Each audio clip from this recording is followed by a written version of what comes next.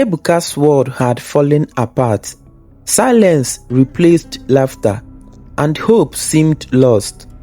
But even in the darkest hour, a small spark of love and faith was about to change everything. This is part 2 of his story. After that day, Ebuka changed. He didn't talk much again. He didn't smile. He didn't laugh. He barely came outside. He just stayed inside the small room, looking at the wall, wondering if his life would ever get better.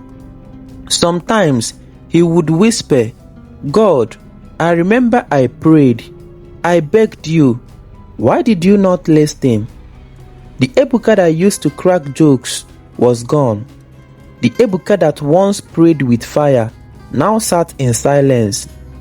His eyes were always red. His heart was always heavy. And while he was slowly fading, the girls in the house were laughing behind his back. One morning, Beauty looked at him and laughed out loud. "Guy, why your name still be Ebuka? You no fit get sexy name like Big Cash or Fresh Dawn like your friend K Money." Diamond added from the kitchen, "Now this kind poor boy praise dey follow. Now wow, she for just carry Reverend Father come house." They laughed hard, but Praise didn't say a word. She heard it all, but she kept quiet. She had already made her choice. Praise had fallen in love with Ebuka, not because of money, not because of looks, but because of his heart, because of the way he treated people, because of how he never faked who he was. She got a small office job that paid 30,000 per month. She would go out every morning and return every evening, tired and dusty. But no matter how little she earned, she always bought something home. Sometimes it was bread, other times it was akara and pap, and every time she shared it with Ebuka. "Take my love, let's eat together," she would say with a smile. Ebuka would look at her and whisper, "Thank you, I don't deserve you." She would always reply, "You deserve the whole world." One evening, Praise came back from work with dust on her shoes and sweat on her neck, but her eyes were shining.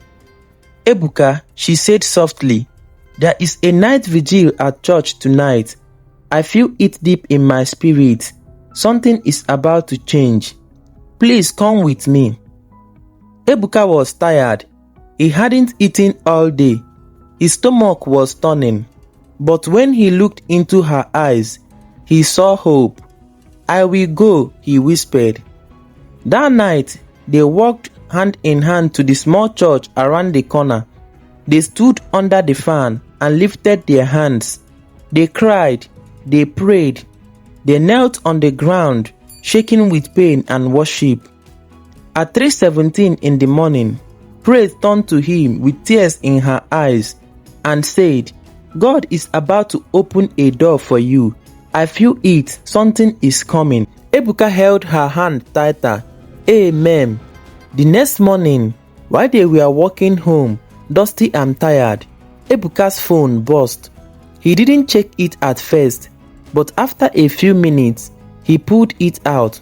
One message on WhatsApp. It was from a client who had blocked him 1 month ago. He froze. His heart started beating fast. Praise look.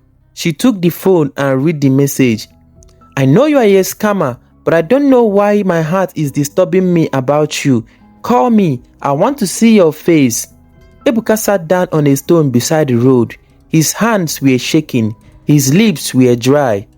"Praise, what if it's a trap?" Praise sat beside him and touched his chest. "God does not bring traps. He brings chances. This might be yours." As they were still talking, a video call came in from WhatsApp. It was the client. He almost dropped the phone. "Babe, I dey fear." "Please," she said gently, "take the call." He answered. The woman's face came on the screen. She looked at him straight and said, "I know what you are, but there is something about your eyes, your voice, I don't know why. but I feel like you are different." Before he could speak, she ended the call. He stared at the screen confused.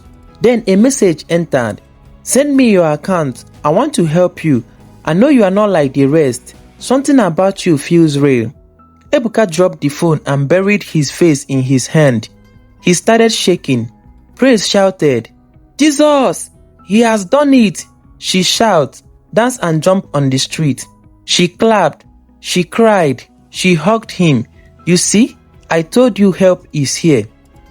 Ebuka sent his account number with shaky fingers. $5,000 entered his account instantly.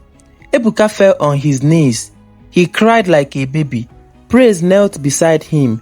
They held each other, both crying, both laughing, both thanking God. From that moment, everything changed. They didn't rush. They sat down together and made a plan. "Let's do business," Ebuka said. He started importing small electronics from China. Praise helped with deliveries and customers. The business grew fast. In just 6 months, they were making millions. Then one day, a big Chinese company noticed his business online and reached out. They offered him a deal, full-time importation and partnership. Ebuka's life changed again. He opened warehouse. He built his own house. He bought land for Praise mother. He hired staff and trained young boys from the streets.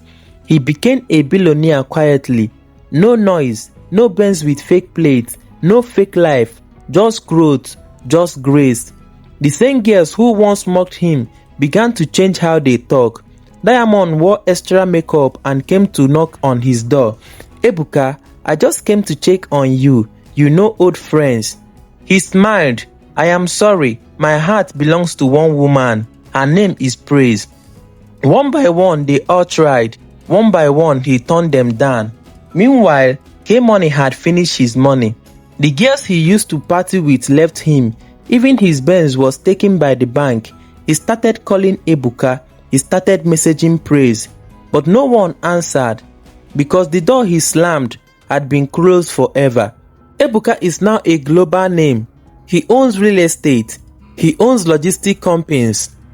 He speaks at conferences. He helps young people. But in his quiet moments, when the world isn't watching, he still sits beside Praise. He still holds her hand. He still said the same thing he said that morning. "Thank you for not giving up on me." And she still replies with a smile, "I saw a king even when you were crying."